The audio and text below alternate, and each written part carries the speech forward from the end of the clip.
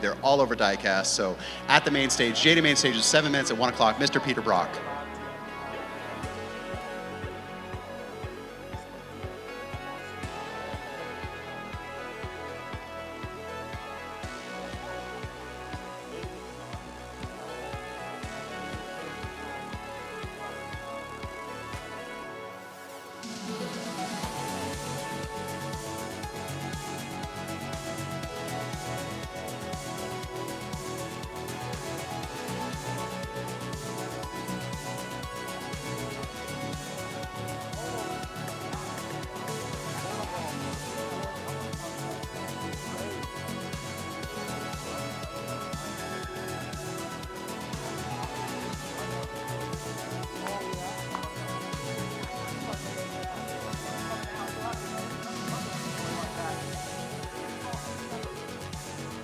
Well, I gotta say, if you want to tag it.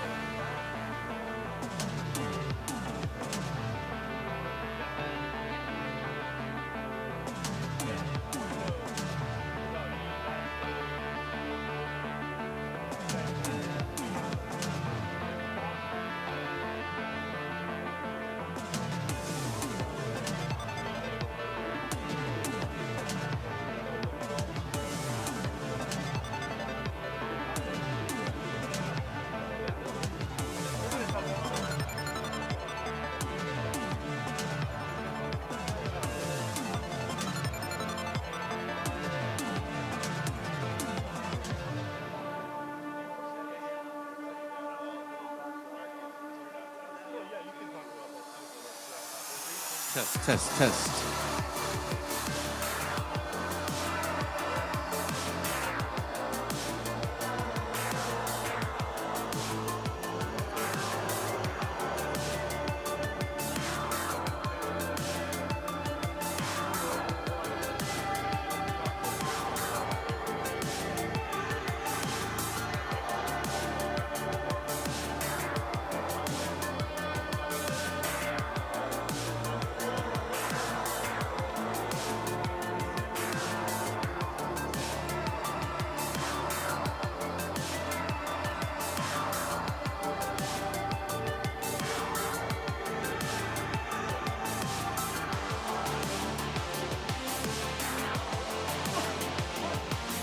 All right, ladies and gentlemen, welcome to the 2025 Diecast Super Convention presented by Jada Toys and our friends at Majorette. I want to thank you guys for joining us today. And right now, a special guest, not on the schedule, but You can make your way to the main stage right now as BREs. Peter Brock is in the building. Woo! He'll be meeting with the guys from Diecast Breakdown, as well as our friend Brendan Allen from ComicCon.com. Make your way to the main stage. Come on over and check it out. Mr. Peter Brock from BRE will be on in just a couple of minutes, right on the main stage, the Jada stage. What happened to the fancy chair? Where'd that go? Did They Brendan took the already throne away sneak off because you with the can't chair? see the display behind me because the chair back is so high.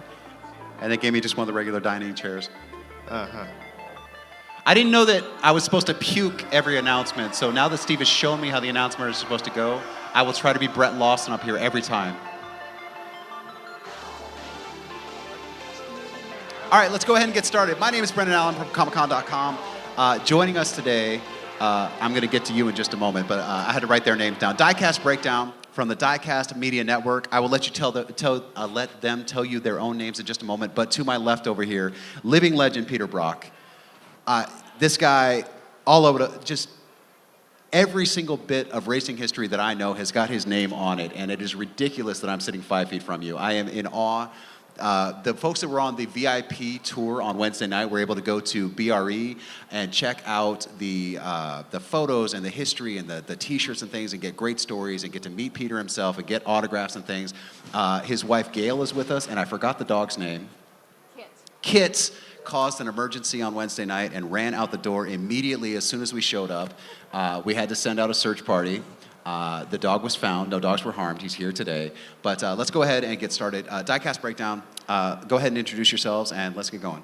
Well, hey there, folks. Chuck here. I am one of the 3 dudes that do Diecast Breakdown. We have a YouTube channel called Diecast Media Network where we highlight all things diecast, collecting, customizing, and culture.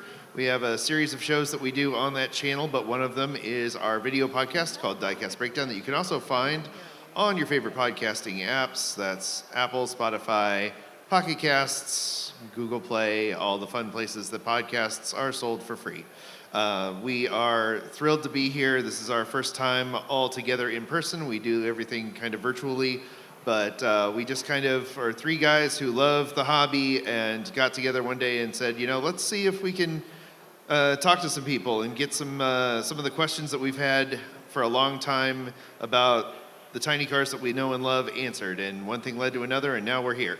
So, like I said, I'm Chuck. I'm the middle guy usually in things, but I do a lot of customizing. I come from a model building background, and that was the part of the team that I brought, and I kind of had a media producing background, so I kind of started with making all of this stuff happen, and then I saw these guys and I was like, they're really good at talking, much better at talking than I am, so maybe I can get them to talk with me. So I'm going to turn things over now to my co-host David Johns. Hey everybody, thrilled to be here. Just a diecast collector just like you guys, enjoying the Diecast SuperCon, and it's an honor to be on the stage with Pete and Gail and Kit. So we're gonna and Brendan, we're gonna have a fun conversation, and just glad to be here sharing it with y'all. Thank you, David. Hi, I'm Mark Berenson. I'm with, my main passion, of course, is diecast, but also I like getting diecast to less fortunate children, sick children. My wife and I started a company called drivendreams.org, and every year we get together as many cars as possible for kids in need throughout the world. It started as a local thing, but now we raised, I think the first year we started about 4,700 cars were sent to my house. And then the years following, I think we did like 13,000 the second year. This year, a little low number, it was about 6,700, but our goal is 25,000 cars donated to kids in need this year, 2025. And so that's my passion project. Of course, I love these 2 guys here. I started my own channel, and David had his own channel, and Chuck had his own channel on YouTube, and we found that we were kind of a good fit. You know, Chuck does incredible customized cars, weathered cars. David has an eye for premium cars, and his videos are great, and I'm more of the JDM guy, the Datsun man. So Of course, this is fitting, having Gail and Peter on here.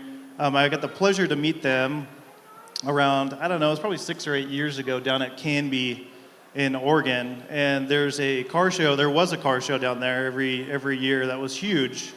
Probably 200 to 400 cars, and Peter came to talk, and it was amazing because I actually had a migraine at the time, and I didn't want to be there. But as soon as Peter started telling his story about his history, I sat there in awe of just his whole background. And I didn't know much about Peter at the time, but I sure found out a lot over the years. So it's a treat to have you guys on and ask you some more questions and get some info for you. So.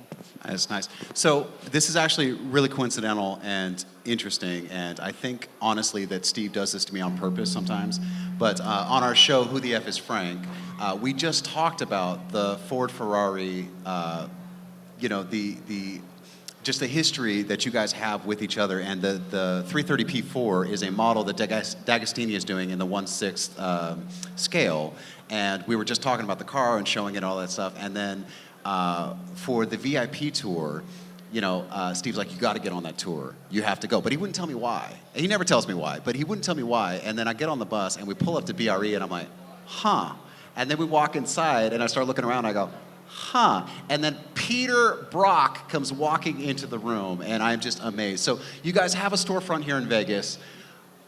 What is the concept there? What are you guys doing with your retail space? So I just want to add a little bit about Peter. We've talked about Brock Racing Enterprises and the BRE Datsuns, but prior to that, Peter was Carroll Shelby's first employee at Shelby American. So that is the connection between him and Ferrari. Peter designed the Cobra Daytona Coupe at the end of the 1963 season, and it won the FIA World Championship against Ferrari in 1965. So at our shop here in Henderson, Nevada, we have a showroom with all sorts of memorabilia from his years with Shelby. He actually, prior to going to Shelby, worked at GM Styling as a designer. He drew the sketch in 1957, which became the 1963 Corvette split window, so Stingray. So we have some posters, we have his copies of his sketches, we have apparel, just a lot of fun stuff. And then also, because once you're a designer, you never stop designing. In 2008, when Peter needed a trailer to trailer one of his cars around, he designed an aerodynamic trailer called the AeroVault. And we actually, once we got it built for us, everybody came to us and said, well, that's what I need. And we said, well, I guess we can have more made. And so we actually manufacture them in Henderson, Nevada. And we've built over 300 so far. So very successful. And again, you are contributing to everybody's fun with cars. I think one of the things that's fairly interesting is that in the mid-'60s, really, the Japanese cars had not yet really come in to any great popularity in the American market. And of course, Toyota was trying to come in and Nissan was trying to come in. But they were basically building cars that were copies of European cars. They'd taken licenses, for example, with the French or the British or the German, and building their old cars. And they were not very successful in the United States. So all the Japanese people were trying to figure out how to get into this American market. And one little company that we started working for was a company called Hino, which is actually a truck manufacturer in Japan. But there was a small group within there that were really interested in making a really nice little sports car. So they, long story short, is they contacted me and said, would you be interested in testing one of our cars in the United States to see if there's any interest in selling these cars in the United States? And so we started racing a very funny little car called the Hino 900, which was, again, a copy of a badly designed little French car called a Renault. And this thing was pretty awful. But at this time, there was no Trans Am racing in the United States. So the people at Sports Car Graphic thought, you know, there are all these enthusiasts in Southern California that would love to race their little sedans that they've been running around on the street with. So there was Lotus Cortinas and Mini Coopers and Saabs and whatever. So we went to the California Sports Car Club and said, look, we've got 20 or 30 guys that would love to come out here and race. And we've got this funny little Japanese car that we'd like to bring along and race out here. So this was really the beginning of sedan racing in the United States, which became eventually the Trans Am. The important thing about it is that racing was so expensive at that time that if you were a young guy, you really couldn't get into the sport very easily. But if you bought one of these inexpensive European sedans or something, you could come in. So if you could buy a car for around $3,000 and put maybe a couple of grand into it, you could start racing. So that was our whole goal, was let's figure out how to get this little Japanese car out on the track and attract the youth market. So this was really the beginning of the tuner market that is now so popular here in the United States. So in running these cars, we had a great opportunity because the largest paying race in the United States at that time was the Riverside Grand Prix. Do you want to talk? Now you mentioned the trailer, and it's funny because one of these guys, Chuck over here, bought that trailer, and it's funny the reasons that he gave. Well, he bought the model, right? I'm sure you didn't buy the trailer, right? Oh yeah, I absolutely bought the trailer. The whole trailer? Yeah. Well, the little one. Oh, okay. Yeah, you got the little one. diecast. All I'm right. saving up for the big one. I got to buy number 301. Yeah, I was curious about that because I love people that have a passion, and it's clear that you have a design passion because you have not put down the pen, you've not put down the sculpting knife the entire time. You're continuing to come up with new ideas, and you saw a problem in the trailer industry, in the car carrying industry, and you addressed it. And not only did you address it in a great way, using your own unique style. And then Greenlight comes along and makes a model version of that trailer. So can we talk a bit about how the trailer came to be and how it became a model as well? Like, when did Greenlight come along and say, we need to make this into something that people can buy and have on their shelf? So I'll just mention that I am also Peter's translator because he's very hard of hearing. He's asking you how the trailer came about and how that became a model. The interesting thing about trying to get into the trailer market was there was no intention at the beginning, but having designed some concept cars for different people, I was always interested in having a good trailer that I could take my own cars around in.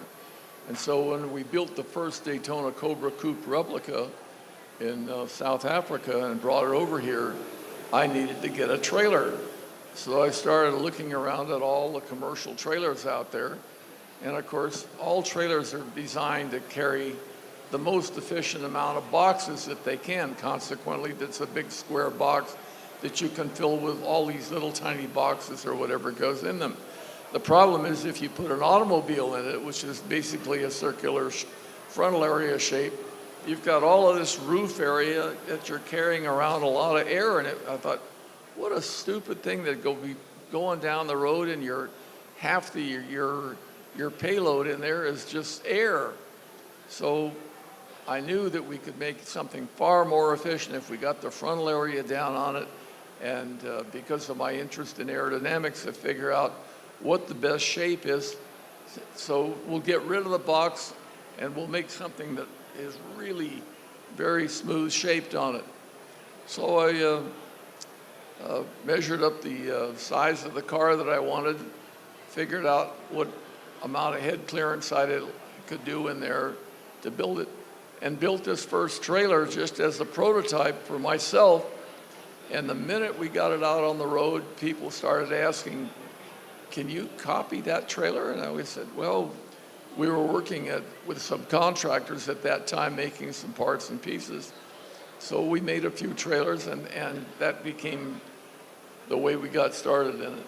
And I'll answer. yeah. So I work with model companies, and I would go around and look at the different models out on the market, and I saw these little flatbed open trailers that model companies were making.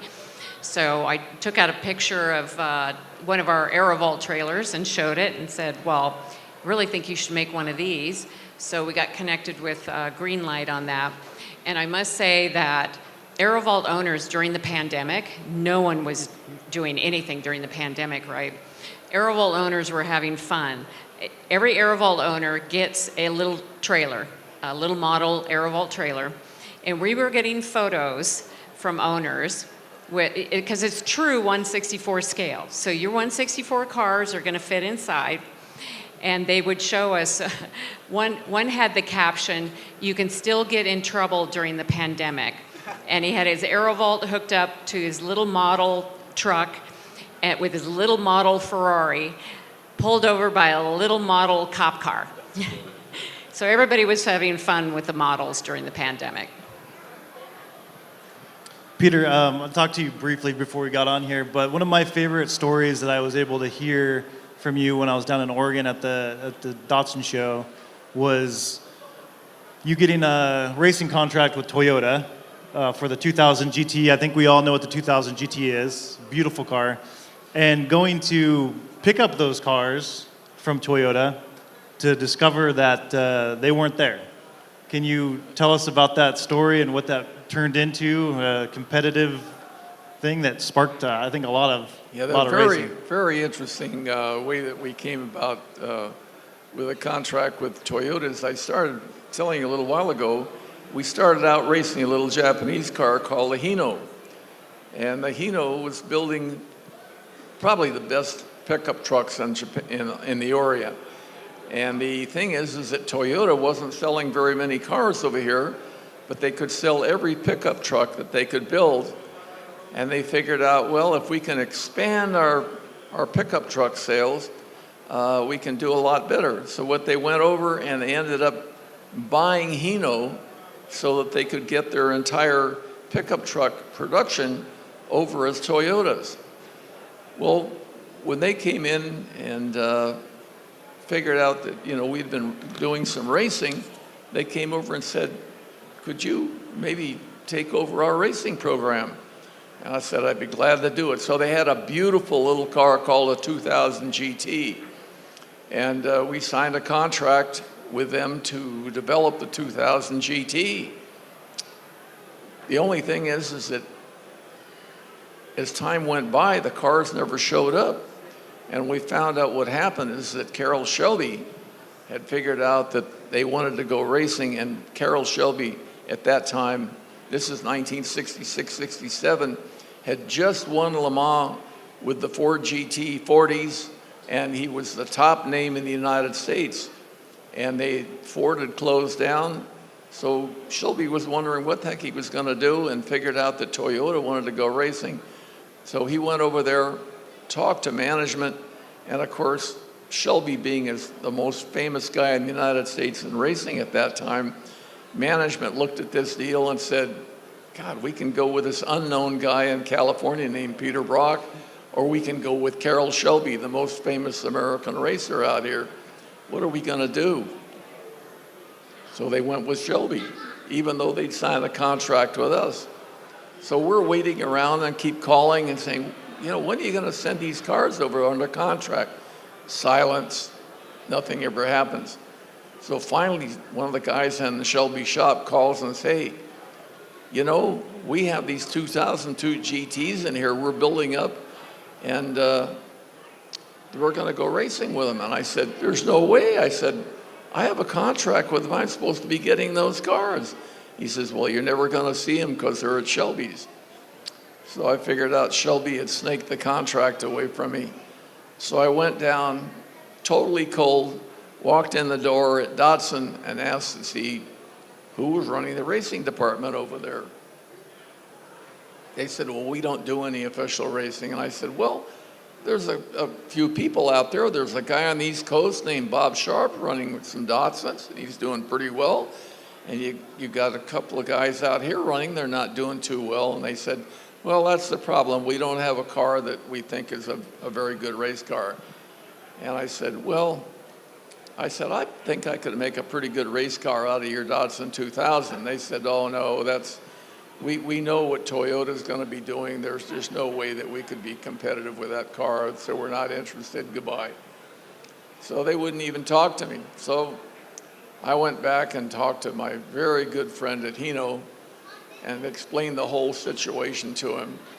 And I said, they wouldn't even talk to me. And he says, well, I happen to know some people over at Nissan, which was the parent company in Japan for Datsun. And since we'd already worked with Hino for 3 years, and he went and talked to this person, and evidently made a very good promotional deal for him. Calls me back 2 days later and says, it's all set. We're going to get you some 2000 Roadsters, and the budget's all set for you to go racing. And I said, well, how on earth did you do this? He says, well, I went to school with the president of Nissan and told him that you were a pretty honorable guy to work with. And they said, fine. It was a, pocket change for him to put this little program for us to start racing in California. So that's the way we started racing Datsuns in the United States in 1967. And of course, Shelby was already going with the 2000 Roadsters and stuff, but the program didn't go very well, and we went very well, and they turned over the 240Z program to us. Peter, I love the stories, and this is why it's such a unique opportunity to sit here and listen. And I want you to tell us another story. When I was much younger, my dad showed me how pretty a Shelby Cobra was, but he made sure I was a Corvette guy. That was always in the cards. Dad made sure he was a Corvette guy. So I want to hear the story of how a drawing became the Stingray. How we got started with the Stingray? He wants to know how you came to draw the sketch of the Stingray and how it became the Stingray. Well, I have a varied background in the automotive industry, and really my first job after I'd gone to the Art Center College of Design was I went back to General Motors, and I went back there. I was as an intern, of course, and when you're a young kid, you walk in there that you don't get to go up in the studios and start designing production cars. They put you in an orientation studio, and they study what kind of work you do and see if you're capable to go up to a regular production studio. So I'm working down in a place called Advanced Concepts, where they get a chance to look at what you're doing. It was very interesting. At just about this same time, the whole Corvette program was really having a very tough time succeeding, because the Thunderbird had come out and was outselling the Corvette, 15-1. And GM management decided they were going to, cancel a whole Corvette program because they had agreed with all the rest of the American manufacturers that racing was going to cost too much money. So the whole program for Corvette was really not going to continue as far as management was concerned. Fortunately, there was a vice president of styling who was just taking over at General Motors at that time, a guy named Bill Mitchell. And he loved the Corvette. And since he was going to take over the styling department, he decided that whether management wanted to do it or not, if he came out with a good design that could sell really well, it would convince him to put the Corvette back on the market.